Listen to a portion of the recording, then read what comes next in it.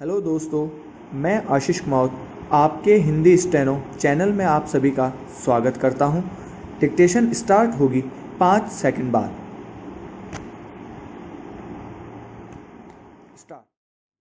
बिहार में Bharatiya Janata party, Janata Dal United JDU और राष्ट्रीय जनता दल राजद समेत तीनों दलों का लगभग समान आधार और लगभग समान वोट शेयर है। राज्य में चुनावी सफलता के लिए इनमें किन्हीं दो दलों का गठबंधन अहम है। यहाँ बड़ी संख्या में मौजूद अन्य दल मायने नहीं रखते, लेकिन अगर कोई दल इन तीनों में से किसी एक के साथ भी आता है तो वह मायने रखता है। यह भी नोट करने वाली बात है कि तीनों प्रमुख दलों में कोई भी एक दल वोटों के आधार पर सबसे बड़ी पार्टी तो बन सकता है, लेकिन अपने दम पर बहुमत हासिल नहीं कर सकता। किसी न किसी वर्ग के समर्थन वाले बड़ी संख्या में सक्रिय दलों के होने की वजह से बड़े व छोटे दलों को चुनाव जीतने के लिए गठबंधन करना पड़ता है। कुछ अपवादों को छोड़कर जितना बड़ा गठबंधन होता है, उसके जीतने की संभावना उतनी अधिक होती है। तीन में से किन्हीं भी दो प्रभावी दलों के साथ आने से एक पक्ष निश्चित ही आगे हो जाता। फिर दूसरा गठबंधन चाहे कितना भी बड़ा क्यों न हो।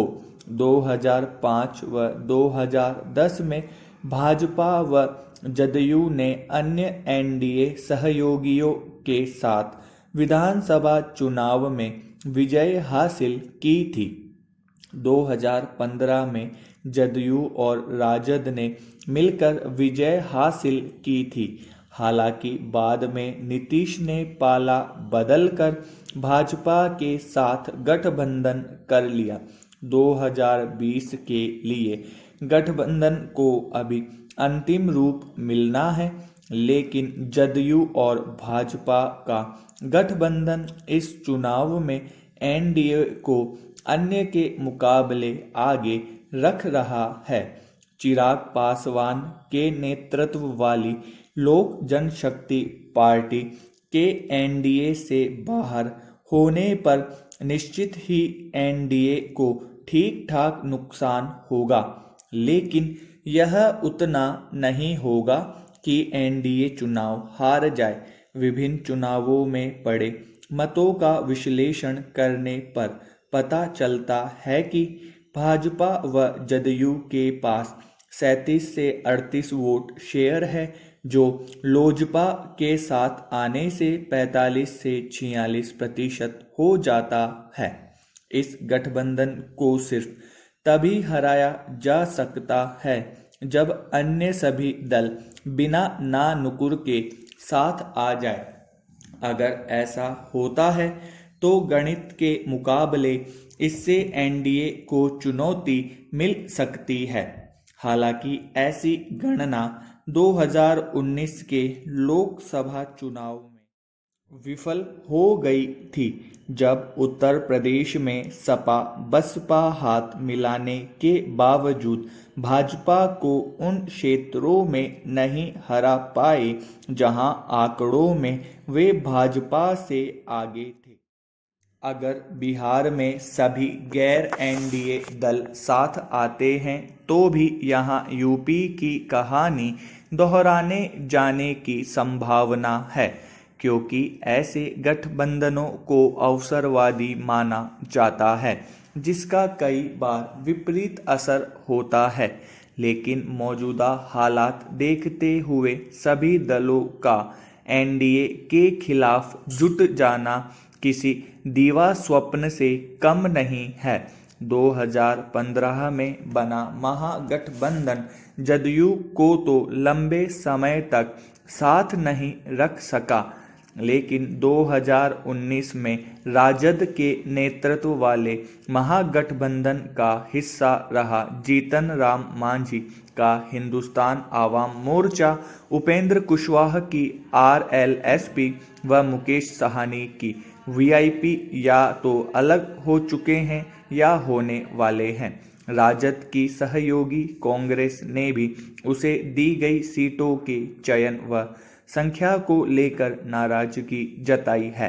नीतीश कुमार और सुशील मोदी जैसे राज्य के लोकप्रिय नेता और नरेंद्र मोदी व अमित शाह जैसे केंद्रीय नेताओं वाले NDA गठबंधन को हराने के लिए किसी प्रभावी नेता के नेतृत्व में मजबूत गठबंधन चाहिए।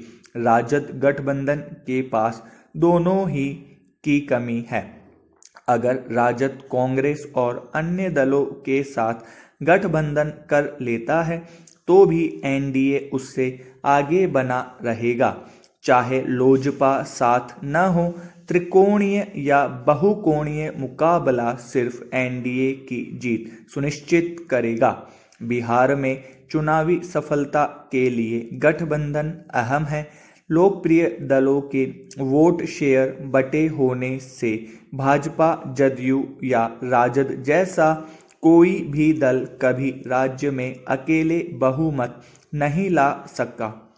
बिहार चुनावों में जाति आधारित मतदान ने हमेशा प्रमुख भूमिका निभाई है, लेकिन मंडल राजनीति के बाद तो यह और गहरी हो गई है। बिहार में अगड़ी जातियां भाजपा के पक्ष में पूरी तरह ध्रुवीकृत है तो OBC में भी अलग अलग जातियां विभिन्न दलों में बटी है।